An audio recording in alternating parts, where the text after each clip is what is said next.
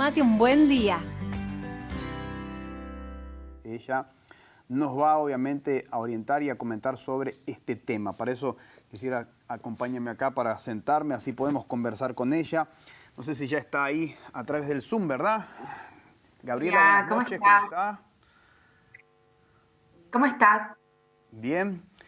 Gabriela, estamos hablando en el día de hoy, no sé si pudiste escuchar al respecto de los ataques de pánico, ¿no? Sí, Y bueno, las gran tema. personas, exactamente, las personas nos comentaban, bueno, sus experiencias, algunas hasta mismo fueron vivencias, y nos hablaban al respecto de cómo ellas lo enfrentaban hasta mismo o lo enfrentan, ¿no?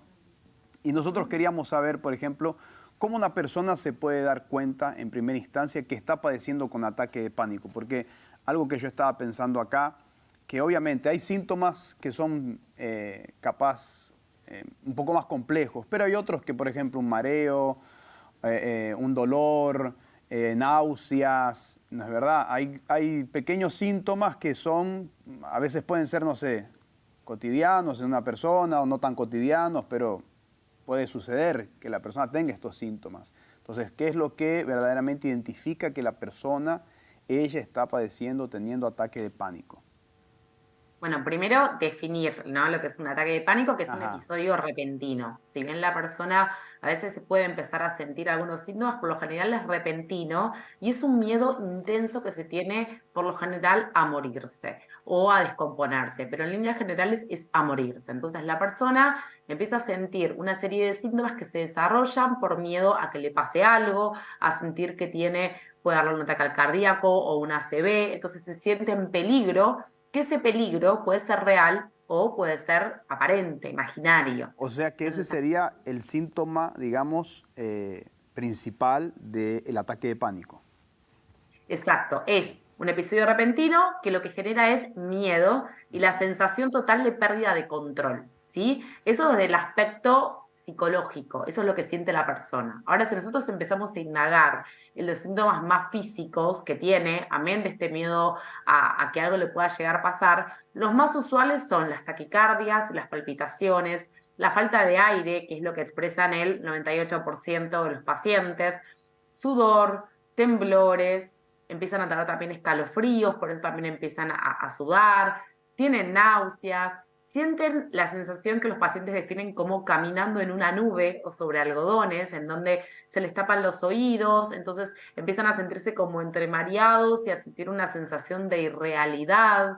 Y todo esto a medida, digamos, hasta que el ataque de pánico llega a su pico máximo, estos síntomas van creciendo. Es decir, puede empezar con un poco de sofocón y después terminan que realmente no pueden respirar. Pero, como decimos, esto es algo que previene que nuestro cerebro empiece a generar síntomas para prevenir que algo pase. Lo que pasa es que realmente puede ser que no esté sucediendo nada. A una persona le puede agarrar un ataque de pánico estando sentado en una oficina, ¿sí? No necesariamente es ante un peligro real. Eso es importante marcarlo. Ujú. Me llama la atención a mí la cantidad de síntomas que presenta, ¿no? Porque es como que son tantos que lo que yo no quiero es confundir capaz al público, ¿no?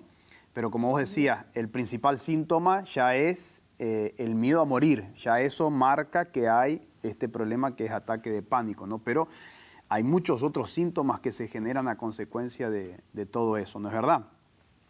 Yo tengo que decirte 3 síntomas o Sí. 4, como para que la gente se pueda ubicar, es primero el miedo repentino, ese miedo que se siente en la boca del estómago o en el pecho, ¿sí? Piensa en el miedo cuando van en un lugar, por ejemplo, que sea inseguro, o cuando tienen alguna situación que les genera malestar. Bueno, miedo, el primero. El segundo, que como digo, es casi sine qua non, la falta de aire. Puede ser realmente sentirse sofocado o sentir que no podemos respirar. Ujú. El tercero es la sensación de mareos o puede ser sentirme con los oídos tapados, ¿sí? Y el cuarto, que como decimos, puede no pasarla a todo el mundo, es los temblores, por ejemplo, o la sensación de sudoración. Pero estos 3 primeros son los que siempre acompañan el ataque de pánico o el ataque de ansiedad, ¿sí? Algo que Perfecto. también es importante marcar es que tenemos distintos niveles. Hay personas que tienen ataques prepanicosos, ataques de pánico, ataques de ansiedad. No todos son iguales. Ah, o sea, sí, es similar, pero en distintos grados, podemos decir. Son distintas graduaciones. Okay. Y, Sí. por ejemplo, ¿a quién afecta más? ¿A los niños, al adolescente o a quién no afecta el ataque de pánico o es indistinto en cualquier parte de la vida? La realidad es que no hay un rango etario en el cual la persona esté exenta.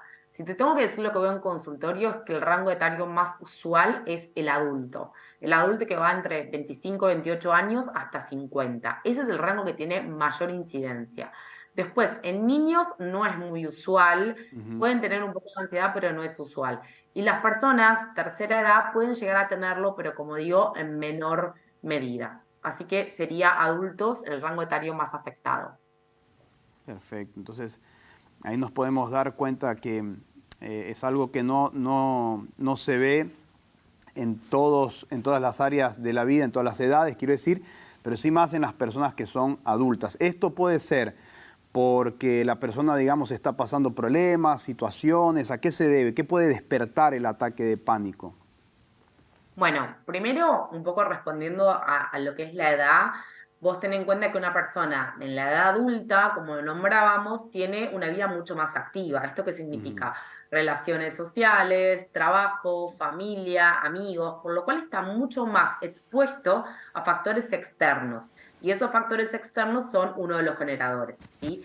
Ya que uno de los factores per se es el estrés. Como digo, el estrés puede venir por un problema en el trabajo, un problema en la familia, situaciones de pareja desafortunadas, ¿sí?